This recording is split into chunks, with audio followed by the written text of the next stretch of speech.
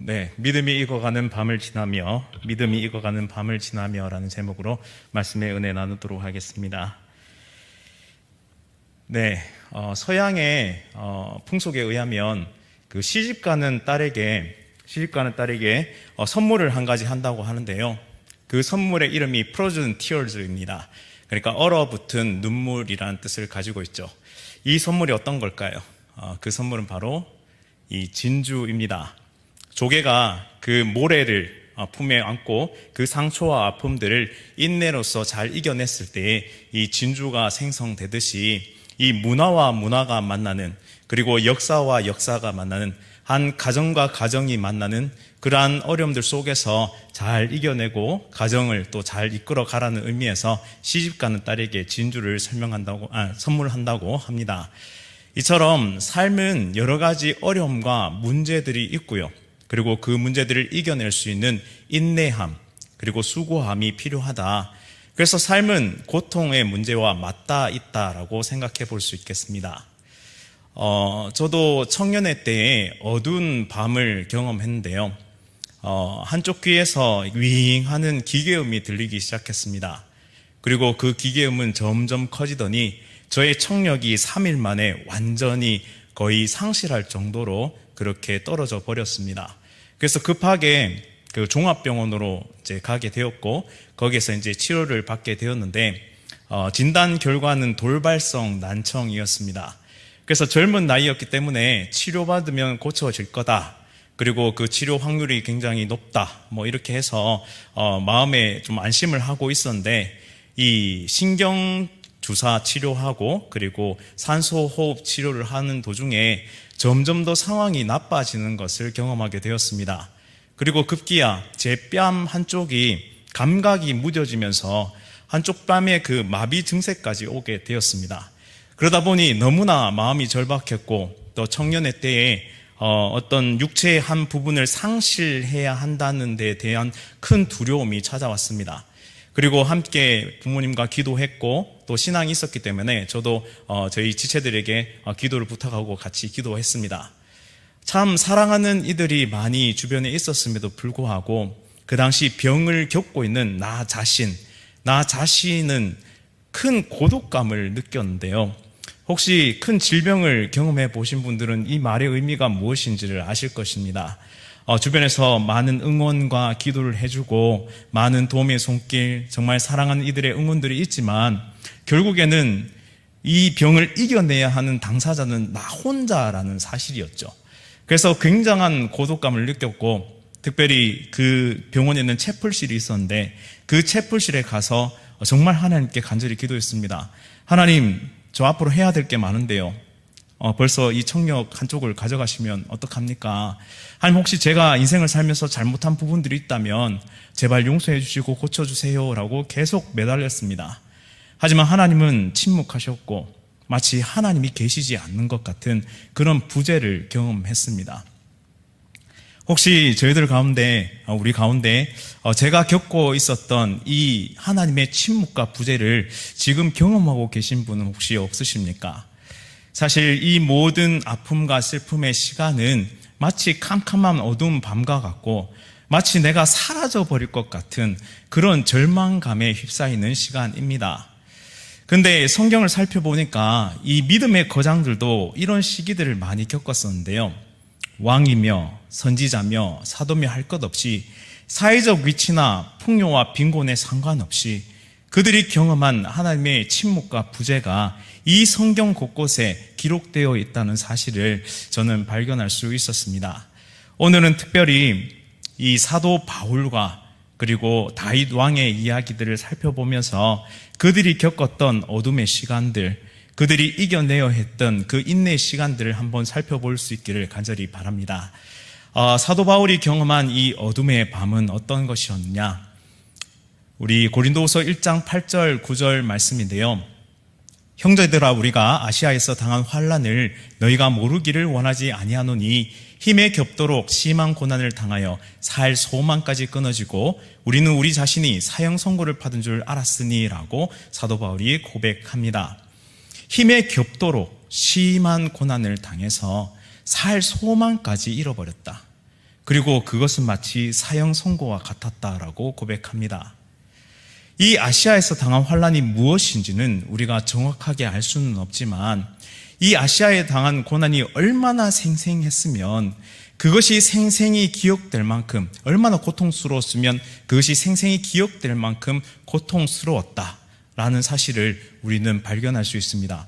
사형 선고를 받은 것처럼 말이죠. 살 소망이 없는 것처럼 느껴질 정도로 말이죠. 이 순간에 우리는 한 가지 의문점을 던질 수 있겠습니다.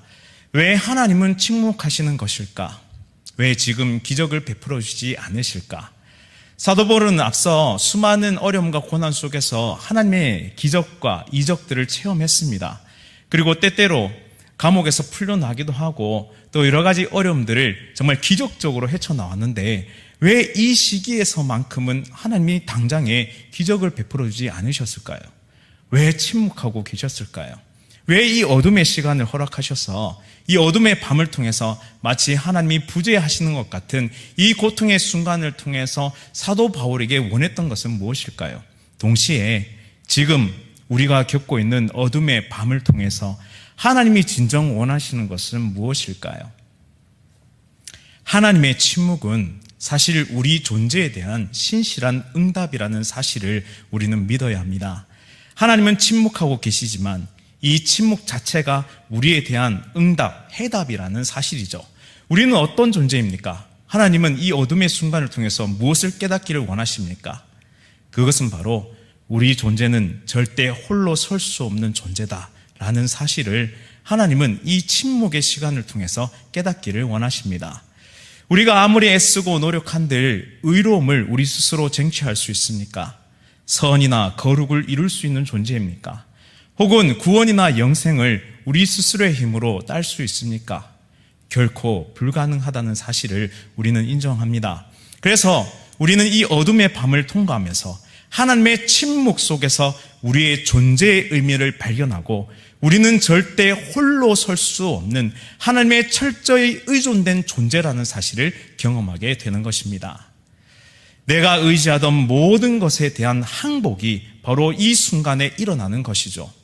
주변에 아무리 사랑하는 사람이 있다 할지라도 그들의 응원과 그들의 기도가 있다 할지라도 그 질병을 통과해내야 하는 나 자신은 홀로라는 사실입니다. 이 혼자 겪어야 하는 모든 상황 속에서 연기처럼 사라져버릴 것 같은 그 절망의 순간 속에서 우리는 하나님 앞에 항복할 수밖에 없습니다. 그리고 고린도후서 1장 9절 말씀에 보시면 이 어둠의 시간을 통과한 뒤에 사도 바울이 이렇게 고백하는데요. 왜 하나님이 침묵하셨는가?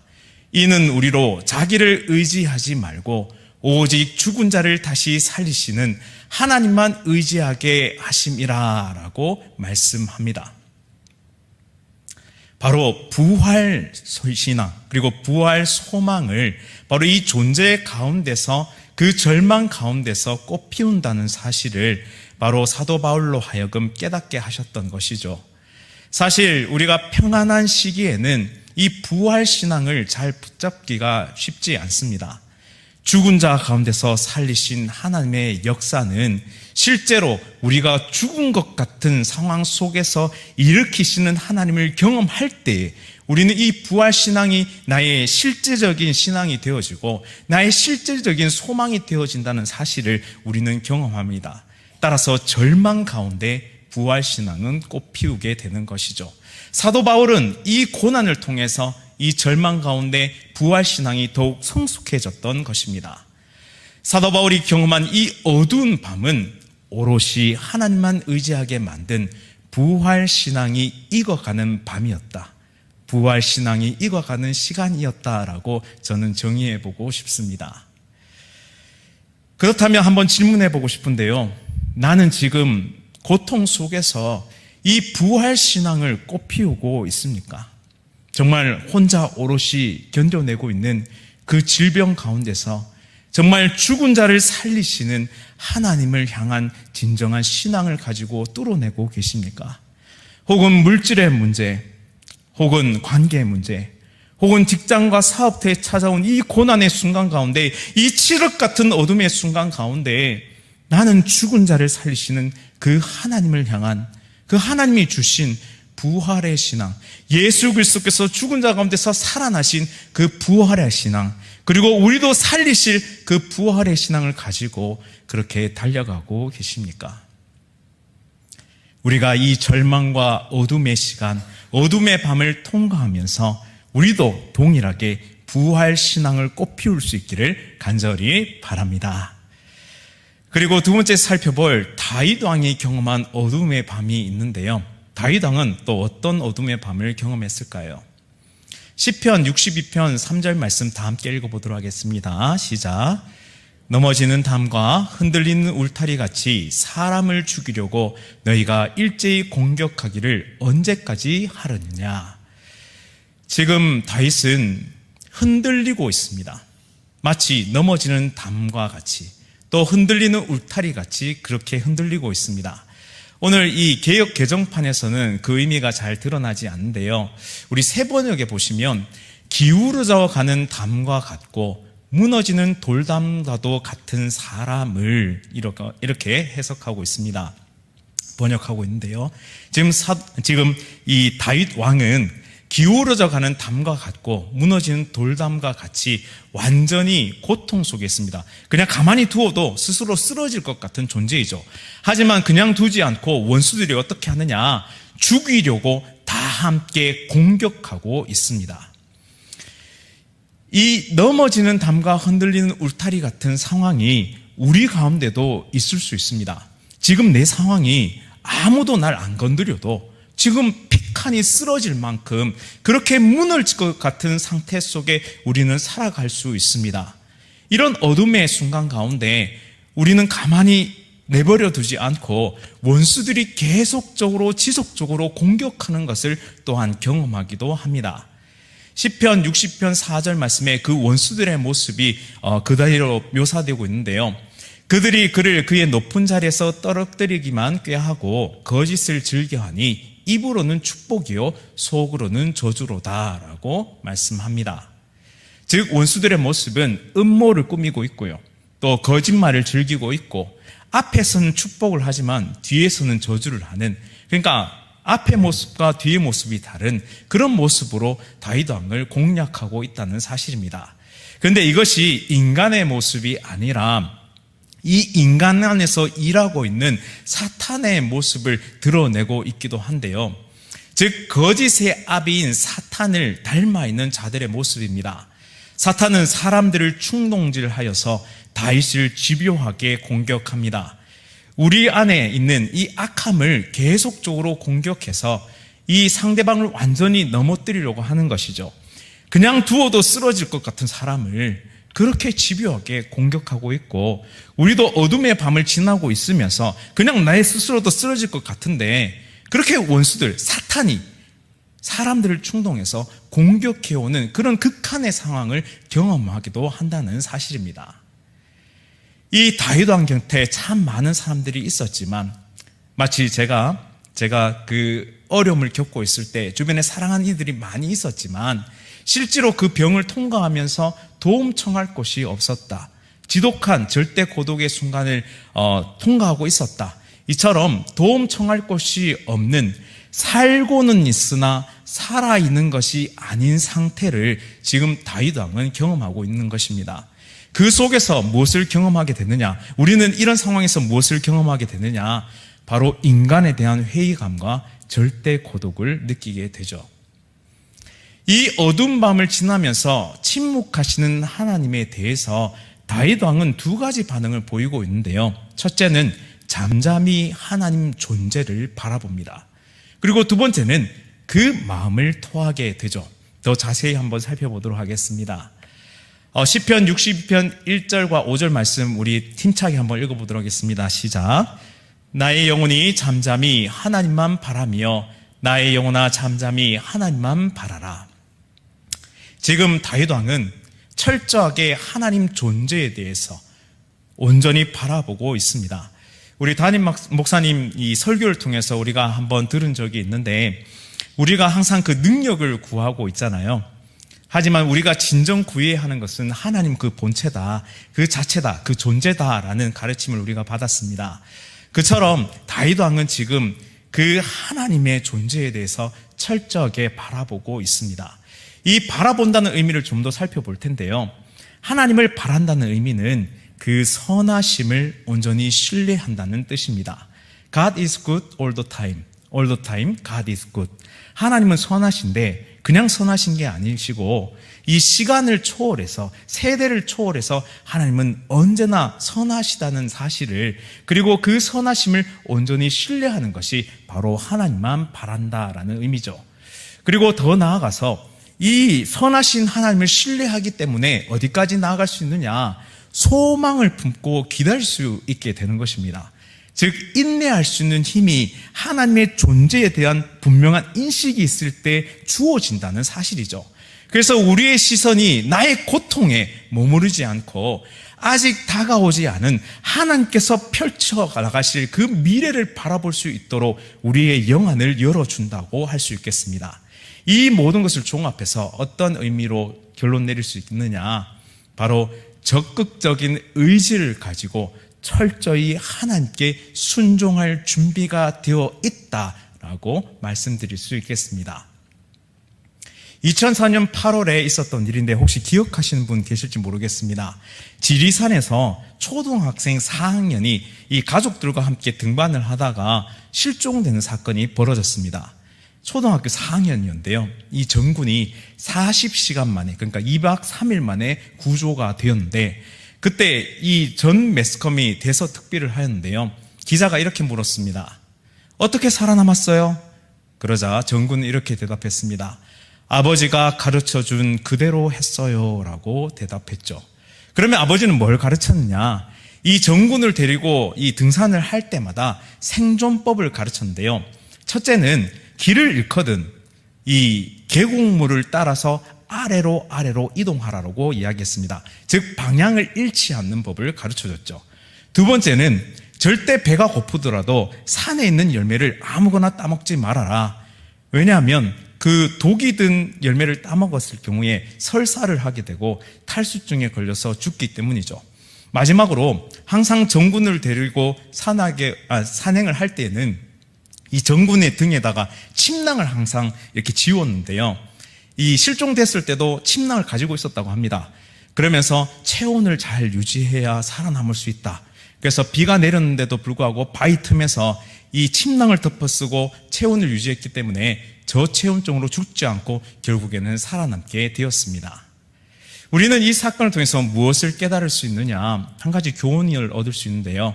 그 교훈은 바로 전군이 이 낮에 아버지와 함께 했던 모든 말씀들을 가슴에 새기고 있었고, 더 귀한 것은 그가 어두운 밤이 왔을 때, 그러니까 이 고통과 절망의 순간에 왔을 때 그 말씀 하나하나를 기억해냈고 그대로 순종했다는 사실입니다. 그러면 한번 질문해보고 싶습니다. 우리는 어두운 밤을 지나고 있는데 이 낮에 하나님께서 우리에게 들려주셨던 진정한 생명의 길, 이 생존의 길을 우리는 어두운 밤을 맞이한 지금 얼마나 기억하고 있고 또 얼마나 순종하며 달려가고 있습니까? 낮에는 내가 뭘 원하는지, 뭘 의지하는지, 내가 무엇을 신뢰하는지 깨닫기가 힘들지만 어두운 밤, 하나님의 이 침묵의 시간이 찾아오면, 이 위기의 순간이 찾아오면 결국에는 나의 존재, 진짜가 드러나는 법입니다. 따라서 하나님만 바라보는 신앙, 그것은 바로 끝까지 신뢰하고 끝까지 순종하는 법. 낮에 들었던, 우리의 예배 순간순간마다 들었던, 내가 평온한 시절에 들었던 그 모든 말씀을 어둠의 시기, 위기의 시기에 떠올릴 수 있고 그리고 그대로 순종할 수 있느냐, 그것이 바로 우리가 하나님만 바란다라는 뜻입니다. 따라서 우리도 이렇게 고백할 수 있었으면 좋겠습니다. 우리 같이 한번 고백해 볼까요? 시작. 아버지가 가르쳐준 그대로 했어요. 하나님 아버지가 가르쳐주신 그 말씀 그대로 했어요. 그래서 영생을 얻었어요. 그래서 복된 인생을 살았어요. 그래서 이 어둠의 시간을 잘 통과할 수 있었어요 라고 고백할 수 있었으면 좋겠습니다. 우리 시편 62편 8절 말씀과 그 뒤에 이어나오는 모든 말씀들은 우리에게 또 중요한 한 가지를 깨닫게 해주는데, 지금 다윗 왕은 하나님께 그 마음을 토하도록 요청하고 있습니다. 자, 다 함께 62편 8절 말씀 읽어보도록 하겠습니다. 시작. 백성들아, 시시로 그를 의지하고 그의 앞에 마음을 토하라. 하나님은 우리의 피난처시로다. 아멘. 여기서 마음을 토하다라는 이 히브리어 단어 쉬프크는 쏟다, 엎지르다, 피 흘리다라는 뜻을 가지고 있습니다. 그래서 이것을 우리 뉘앙스를 살려서 이렇게 번역해 보자면, 그의 얼굴 앞에 쏟아 부으라, 그러니까 그의 앞에 마음을 토하라, 이 말씀을 뉘앙스를 살려보면 그의 얼굴 앞에 쏟아 부으라는 뜻인데요, 이 하나님의 얼굴은 단순히 얼굴만을 의미하지 않고 전 인격을 의미합니다. 따라서 모든 상황을 쏟아놓고 눈물의 강구로 은혜를 구하라는 사실이죠. 이 눈물은 감정을 정화하는 능력이 있고, 또한 상한 감정의 독소를 몸속에서 배출하는, 분출하는 기능을 한다고 의학적으로 또 정신병리학적으로 그렇게 설명을 합니다. 이처럼 하나님 앞에 우리는 눈물로써 호소할 수 있는데, 그 이유는 무엇이냐 하면 하나님만이 우리의 유일한 피난처가 되시기 때문이죠. 유한한 인생이 의지할 곳은 무한한 하나님 아버지의 품밖에 없다. 우리가 사람에게 달려갈 수 있습니다. 그리고 사람을 통해서 작은 위로를 받을 수는 있어요. 하지만 궁극적인 위로는 누구를 통해서 받을 수 있느냐? 바로 무한하신 하나님 아버지의 품에서만 그 은혜를, 그리고 그 위로를 얻을 수 있다는 사실이죠.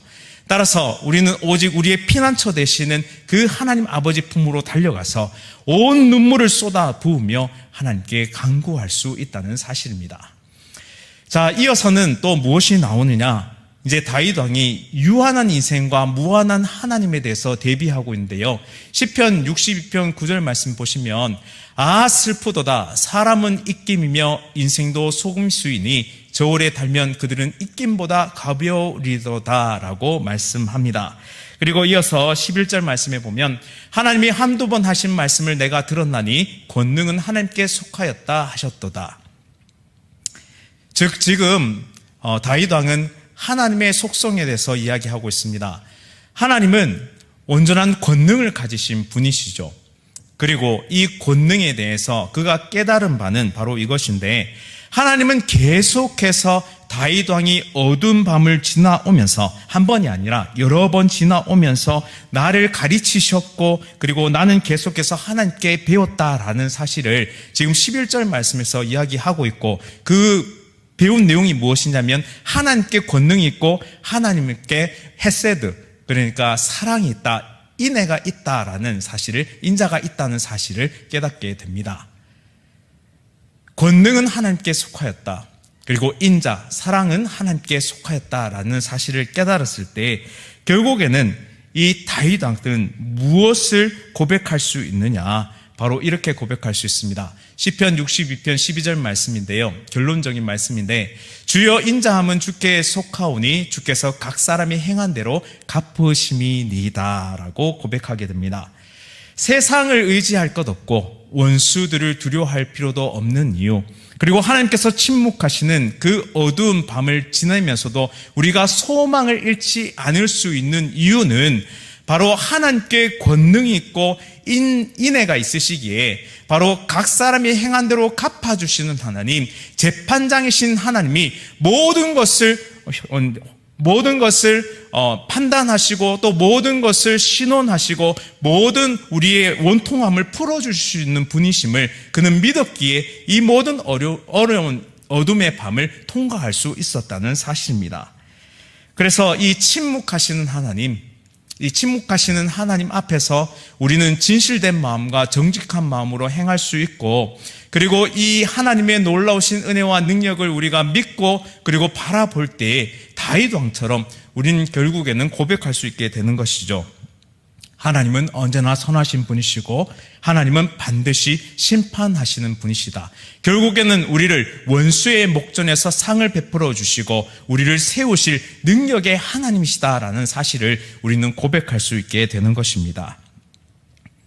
이제 제 이야기로 다시 돌아와서요. 이 침묵하시는 하나님 앞에서 또 전혀 호전되지 않던 청력 앞에서 그리고 사랑하는 이들이 많이 있었음에도 불구하고 절대 고독의 순간을 지내오면서 결국에는 제가 고백했던 고백이 이것이었는데요. 하나님, 만약 제 청력이 돌아오지 않더라도 하나님, 이 윙하는 소리가 계속적으로 들린다 할지라도 혹은 이 병과 평생을 살아가야 할지라도 그래도 하나님을 신뢰하기로 결단합니다. 하나님 앞에 저의 모든 것을 항복합니다. 이제부터 하나님 앞에 내 인생 드립니다. 그렇게 고백할 수 있게 되었습니다. 즉 어둠의 밤을 통해서 결국 내 혼자 살아갈 수 없고 내 존재만으로는 결코 그 어떠한 것도 이룰 수 없다는 사실, 그 절망감 속에서 찾았던 유일한 해답이 바로 하나님을 신뢰하는 것. 하나님은 선하시다는 사실, 그리고 하나님만이 나를 온전하게 이끄실 수 있다는 사실을 고백할 수 있었고 그리고 깨달을 수 있었습니다. 우리는 이 어둠의 시간을 통해서 믿음이 익어가고 있다고 우리는 고백할 수 있습니다. 또 신앙이 성장하고 있다는 사실을 고백할 수 있죠. 그리고 궁극적으로는 우리 실존에 대한 진실한 고백을 할 수 있게 된다는 사실입니다. 그래서 어떻게 되었느냐? 결국에는 이 고백 이후에 하나님은 제 청력을 다시 회복시켜 주셨습니다.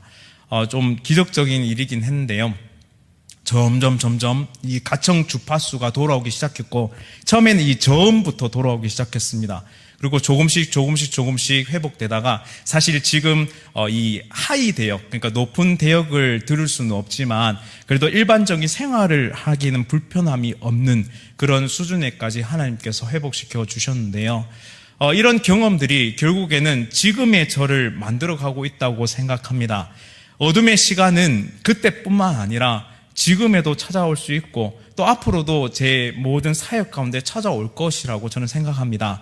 하지만 그때마다 하나님 앞에 저는 하나님의 신실함을 고백하면서 그렇게 믿음의 길을 달려가기를 소원합니다.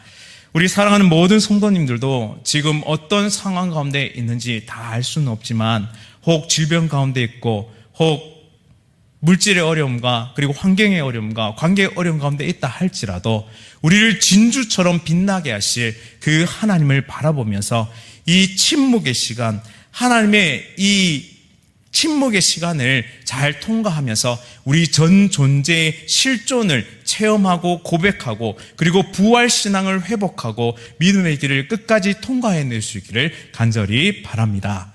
그리하여 우리 밝을 때 우리에게 하셨던 모든 생존법을 기억하며 또한 어둠의 밤이 찾아왔을 때 그 말씀을 순종하며 이겨내는 거룩한 주의 백성들 다 되시기를 간절히 바랍니다. 말씀을 기억하면서 함께 찬양 드렸으면 좋겠는데요.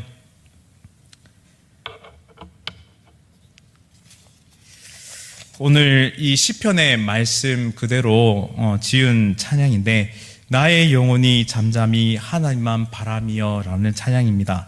이 가사를 보시면 이 시편의 말씀 그대로 드러내고 있는데 그 후렴의 가사에 오직 주만이 나의 반석이시고 나의 구원이시고 오직 주만이 나의 산성이시고 나를 요동하지 않게 하시리라 라고 말씀하고 있습니다.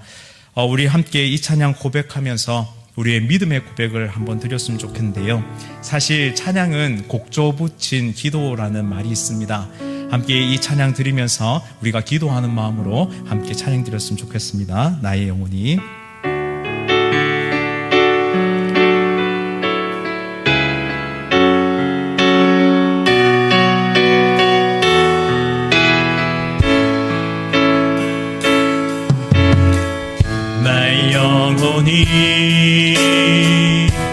잠잠히 하나님만 바라며 나의 구원이 그에게서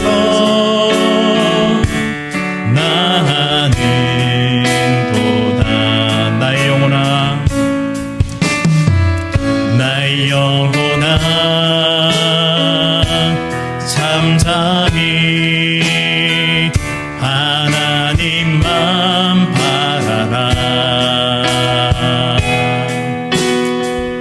나의 소망이 저에게서 나는도다.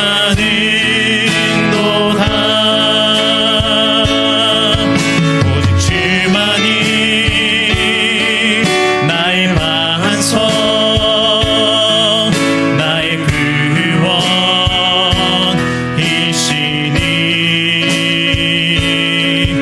오직 주만이 나의 산소,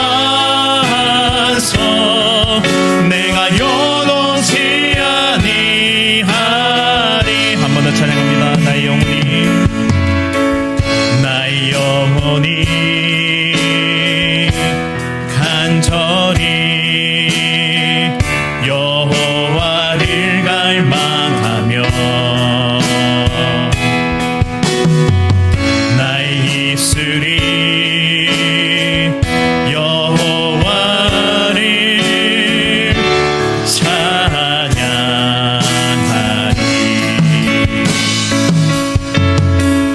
나의 영혼이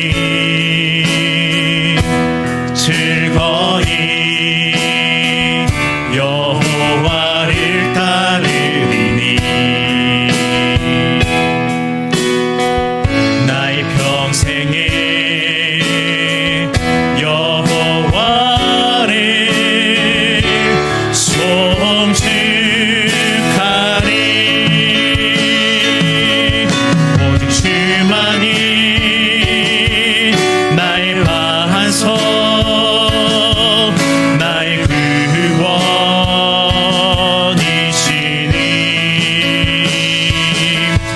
오직 주만이 나의 산석, 내가 요동치 아니. 한 번 더 고백합니다. 오직 주만이, 오직 주만이 나의 반석, 나의 구원이시니.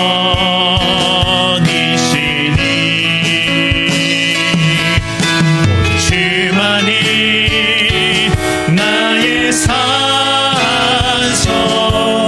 내가 요동치 아니하리.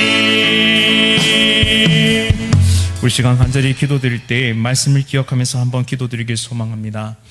하나님, 정말 나의 인생 가운데 어두운 밤이 찾아오고 또 나의 인생 가운데 정말 하나님께서 침묵하시는 것 같은 그런 어려운 고난 가운데 있을 때 하나님, 온전히 하나님을 바라볼 수 있도록 하나님 그 존재를 바라보며 나의 실존을 체험하며 부활신앙으로 나아갈 수 있도록 은혜 베풀어 주옵소서.